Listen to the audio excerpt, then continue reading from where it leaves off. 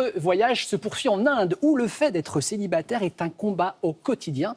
Bonjour Angélique, le mariage est une institution tellement importante dans le pays qu'il est très difficile, je crois, d'y déroger.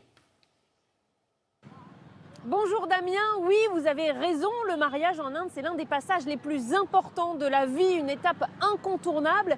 Résultat, être célibataire c'est plutôt mal vu au sein de la famille. Arrivé l'âge adulte, il faut trouver le ou la partenaire idéal.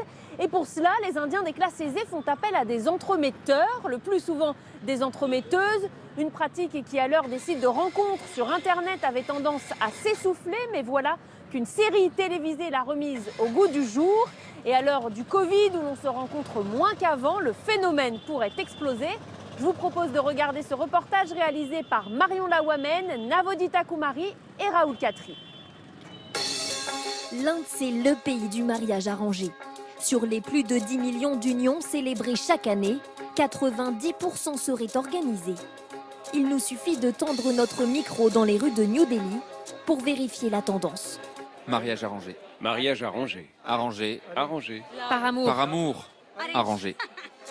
Sur ces 10 couples, 3 se sont mariés par amour. Les autres sont des mariages arrangés. Mais arrangés par qui? Yogita est une jeune femme de 30 ans, employée dans la finance. Sur les conseils de sa mère, elle a décidé il y a 6 mois d'engager une entremetteuse pour trouver l'âme sœur. Il y a beaucoup de sites de rencontres en ligne, mais on ne peut pas toujours avoir confiance car les profils ne sont pas vraiment vérifiés. Alors que mon entremetteuse, elle vérifie tout avant de m'envoyer des propositions. Sur une dizaine de profils proposés, un en particulier intéresse la jeune femme. Avant le rendez-vous, elle fait un point avec son entremetteuse par vidéoconférence. Covid oblige.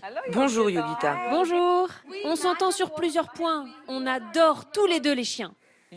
D'accord, tu dois d'abord te sentir à l'aise, puis heureuse de le rencontrer. De l'autre côté de l'écran, Suman Taneja, arrangeuse de mariage depuis 20 ans, nous montre comment elle a sélectionné les profils pour sa cliente. Je demande à chacun de remplir un formulaire très détaillé. Date et heure de naissance, taille, famille, éducation, revenus. Ensuite, je me rends chez chacun de mes clients. C'est indispensable pour comprendre leur mode de vie. Faire appel à un entremetteur, c'est le moyen le plus répandu en Inde pour trouver le bon parti. Une série télé-réalité diffusée sur Netflix et même consacrée aux entremetteurs. In India, the marriages, they are between 2 families. So the parents guide their children, and that is the work of a matchmaker. C'est le plus gros succès de la plateforme depuis son lancement en Inde. The clients, they want everything. Someone charming? Equal to my pay or higher. I don't think that it's a lot to ask for. La star de la série, c'est elle, l'entremetteuse Sima Taparia, devenue Tante Sima. À Bombay, elle a accepté de nous accueillir chez elle, aux côtés de son mari. J'ai l'impression que Dieu m'a envoyé sur cette terre pour marier les gens. Après avoir regardé la série, aimé la série, plein de personnes nous ont dit « Maintenant, on a compris le concept des entremetteurs, du mariage arrangé. Et désormais, ils préfèrent plutôt opter pour un mariage arrangé. » Derrière son 3e œil qui détecte les âmes sœurs, il y a bien sûr un travail minutieux, des heures à scruter des critères très précis. Il mesure 1,77 m, donc une fille de 1,67 m, c'est bien.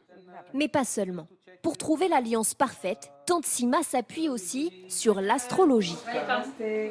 Elle vient s'assurer de la compatibilité entre 2 de ses clients chez une numérologue. Celle-ci a besoin de plusieurs données, comme la date de naissance de la fille, du garçon ou leur signe astrologique. Puis après plusieurs calculs, le couple est compatible à 70%. Ça nous donne encore plus d'arguments pour expliquer aux futurs partenaires que c'est la meilleure combinaison possible. Quant à l'amour, il devrait naître après le mariage.